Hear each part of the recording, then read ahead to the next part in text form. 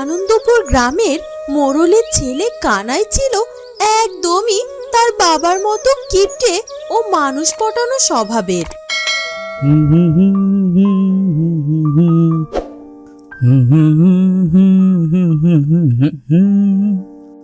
আরে মধু যে, কি খবর ওদিককার বলতো দেখি?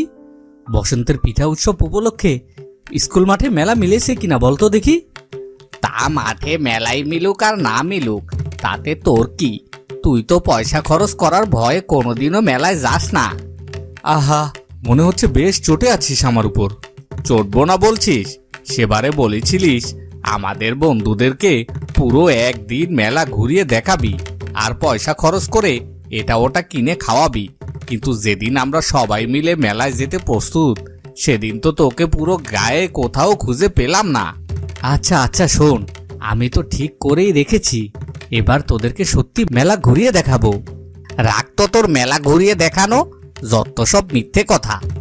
এই কথা বলে কানাইয়ের বন্ধু মধু সেখান থেকে চলে যায়।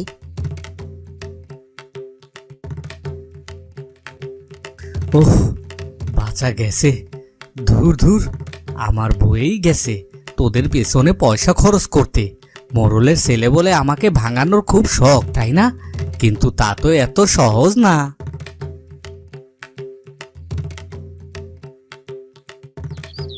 এদিকে এক গরিব চাষির মেয়ে ময়না। ময়নাদের সংসারে খুব টানাটানি অবস্থা। ময়নার বাবা খুব কষ্ট করে সংসার চালায়। ময়নার মা, ও ময়নার মা, এই শাক পাতা কটা নাও তো। দাও। ও কোথা থেকে আনলে এগুলো? কোথা থেকে আবার? মাঠ থেকে তুলে আনলাম। শাক পাতা কটা বিনা পয়সায় মাঠে হয় বলে এগুলো খেতে পারি। পয়সা দিয়ে যদি কিনতে হতো তবে হয়তো এগুলো খেতে পারতাম না। দুঃখ করো না তো, এক সময় আমরাও কত ভালো মন্দ খেয়েছি। মানুষের জীবন কি আর সব সময় একরকম চলে বলো? তা তো ঠিক আছে, তবে মেয়েটাও তো বড় হচ্ছে দিন দিন। তাকে তো বিয়ে দিতে হবে নাকি? বিয়ে না দিয়ে তো তাকে ঘরে বসিয়ে রাখতে পারবো না, বলো? তা সে তোমার আদরের মেয়েটা। কি গো কানাই, এই এতক্ষণে বুঝি তোমার আসার সময় হলো?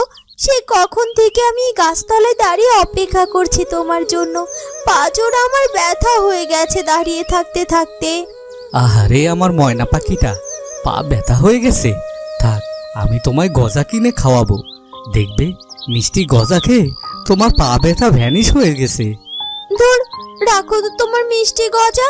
সে কবে থেকে তুমি বলে চলেছো গজা খাওয়াবে গজা খাওয়াবে, কই কোনোদিনও তো হাতে করে নিয়ে এলে না। আর তাছাড়া আমি তো কতবার করে বলেছিলাম আমার দুজোড়া কাচের চুড়ি আর দুজোড়া চুল বাঁধার লাল ফিতে কিনে দাও তো, তাও তো দিলে না। আহা, ময়না পাখিটার দেখছি ভারী অভিমান হয়েছে আমার উপর। তবে তুমি আজ বুঝতে না পারলেও একদিন ঠিকই বুঝবে আমি কেন অযথা পয়সা অপচয় করি না। আজ বাদে কাল তুমি তো আমার বউ হবে, বলো? তখন তো তোমাকেই হিসাব করে পয়সা খরচ করতে হবে, এবং আমাদের ভবিষ্যতের জন্য তো পয়সা জমাতে শিখতে হবে। এই যা, আমার বুঝি বিয়ের কথা শুনলে লজ্জা করে না? ও মা, তাই? এতে লজ্জার কি আছে? আমি তো তোমাকে বিয়ে করবই করব।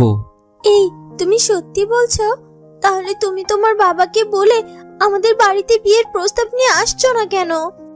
আসবো আসবো, খুব শীঘ্রই আমি তোমার বিয়ের প্রস্তাব নিয়ে আসবো। আর আজ আমি বাবাকে তোমার আর আমার বিয়ের বিষয়ে সব বলবো। এরপর মোড়লের ছেলে কানাই তার বাবাকে গিয়ে ময়নার ব্যাপারে সব কথা সব কিছু খুলে বলে। কি কি বলছিস কি তুই? এইসব গ্রামের মোড়লের ছেলে হয়ে সামান্য ওই দরিদ্র চাষির মেয়েকে বিয়ে করতে চাস তুই? সি সি সি সি সি কানাই, তোর কাছে আমি এটা কিছুতেই আশা করিনি। তোকে তো আমি একদম আমার মতো করে তৈরি করেছিলাম। মাঝখান দিয়ে তুই এমন একটা সিদ্ধান্ত যে কেন নিলি সেটাই তো বুঝতে পারছি না। শোনো বাবা, ছোট থেকে আমি তোমার সব কথা শুনে শুনেই বড় হয়েছি। এমনকি তোমার মতো কিপটামিটাও ঠিকঠাক মতো শিখেছি। তবে এবার আমার বিয়ের বিষয়ে যদি তুমি আমার কথা না শোনো তবে কি। ও তবে যাকে পছন্দ করে তাকেই বিয়ে করুক। ঠিক আছে বাবা, ঠিক আছে, তুই যে মেয়েকে পছন্দ করিস আমি সেই মেয়ের সাথে তোকে বিয়ে দিয়ে দেব। এরপর গ্রামের মোড়ল মশাই ময়নার বাবার কাছে গিয়ে বিয়ের প্রস্তাব দেয়। মশাই, আপনি আমার মেয়ে ময়নাকে আপনার বাড়ির বউ করতে চাইছেন, এ তো আমার জন্য বড় ভাগ্যের বিষয়। এতে আমি না করি কি করে? শোনো শোনো, তোমার মতো মানুষের সাথে আমার বেয়াই পাতানোর তেমন কোনো ইচ্ছে ছিল না। নেহাত আমার ছেলেটা তোমার মেয়েকে পছন্দ করে বসেছে, তাই তো আমাকে বাধ্য হতে হয়েছে এই বিয়েতে মত দিতে। এবার আর কথা না বাড়িয়ে মানে করে ছেলে মেয়ে দুটোর বিয়ে সেরে ফেললেই বাঁচা যায় আর কি। এবং ময়না আর মোড়লের ছেলে কানাইয়ের বিয়ে হয়ে যায়। বিয়ে হয়ে যায়। বেশ অনেক মাস কেটে যায়। ময়না তার শ্বশুর বাড়িতে সংসার করতে থাকে। এই হয়েছে এক জ্বালা, এখন জামাই ষষ্ঠীর সময় চলছে। আমার আশেপাশে সবাই এই সময়ে তাদের শ্বশুর বাড়িতে বেড়াতে যাচ্ছে, আর আমি এমন বাড়িতে বিয়ে করেছি যে শ্বশুর বাড়ি থেকে বছরে একটা দাওয়াত পর্যন্ত পাই না। আহ, ওভাবে কেন বলছো কানাই? তোমার যদি শ্বশুর বাড়িতে যাওয়ার ইচ্ছে হয় তবে আমায় ভালো করে বললেই তো পারো। ঠিক আছে, কালই আমরা আমার বাবার বাড়িতে বেড়াতে যাব, কেমন? এরপর ময়না তার জামাইকে নিয়ে বাবার বাড়িতে বেড়াতে যায়। কই গো গিন্নি, কোথায় তুমি? দেখো দেখো কারা এসেছে আমাদের বাড়িতে। কই, কে এসেছে দেখি? ও মা, মা ময়না, তুই এসেছিস মা? সাথে জামাই বাবা এসেছে। বাবা, ভালোই করেছিস মা। আমি বেশ কদিন ধরে তোর বাবাকে বলছিলাম তোদেরকে এবারে নিয়ে আসতে। হয়েছে মা, এখন আর তোমাকে নাম ফোটাতে হবে না। ক মাস তো হয়েছে আমার বিয়ে হয়েছে, কই একদিনও তো গেলে না আমার মুখখানা দেখতে। তোর মায়ের আর কি দোষ বল? তুই তো সবই জানিস মা, আমাদের হাতের কেমন অবস্থা। যাকগে, এখন আর মন খারাপ করে থাকিস না। এসে যখন পড়েছিস, যা ঘরে যা, আমি বাজারে যাচ্ছি, তোদের জন্য কিছু বাজার করে নিয়ে আসি।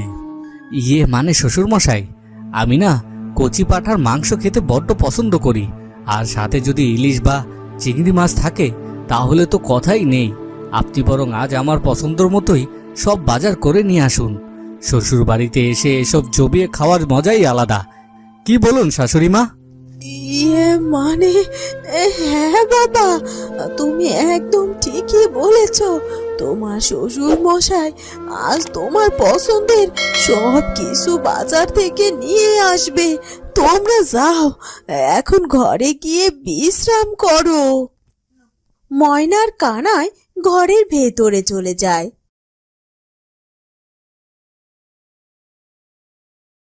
আমি আগেই জানতাম মোড়লের ছেলে নিশ্চয় চলাফেরা সব কিছুতেই বড় লোকই হাব ভাব থাকবে।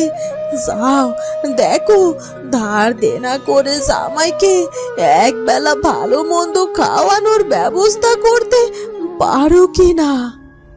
এরপর ময়নার বাবা বাজারে চলে যায়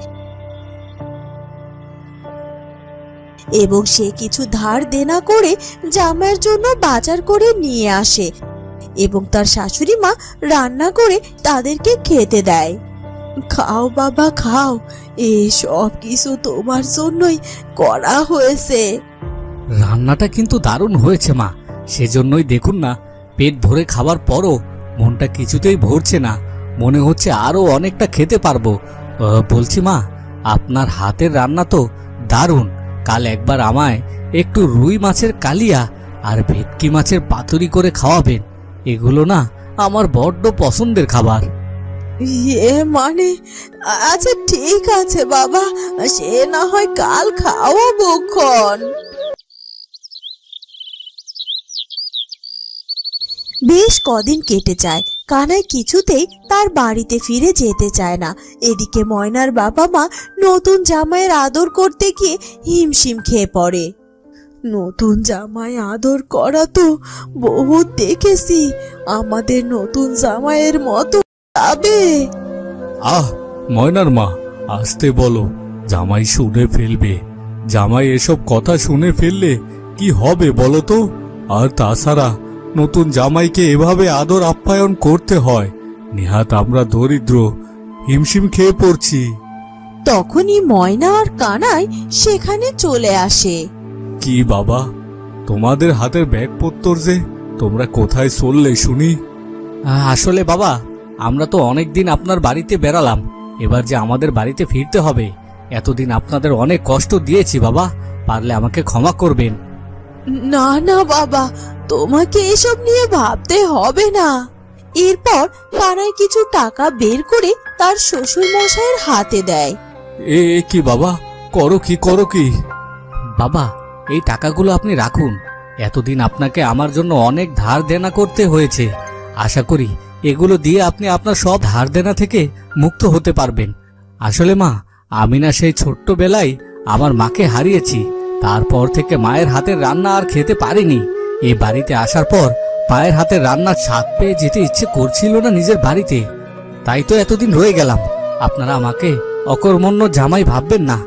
আর তাছাড়া আমার বাবা আমাকে একটা কিপ্টে তৈরি করলেও অমানুষ তৈরি করেনি। জামাই বাবাজি, এখন থেকে তোমার যখন ইচ্ছে হবে মায়ের হাতের রান্না খেতে চলে আসবে। আমি তোমায় নিজের হাতে রান্না করে খাওয়াবো। আর আমি কথা দিচ্ছি বাবা, আমি তোমায় সারা জীবন নতুন জামাইয়ের মতোই আদর করব। এরপর থেকে কানাই সারা জীবন তার শ্বশুর শাশুড়ির কাছে নতুন জামাইয়ের মতোই আদর পেত। বন্ধুরা, কেমন লাগলো আমাদের আজকের গল্পটি? যদি ভালো লাগে তাহলে অবশ্যই আমাদের চ্যানেলটিকে সাবস্ক্রাইব করে দিও।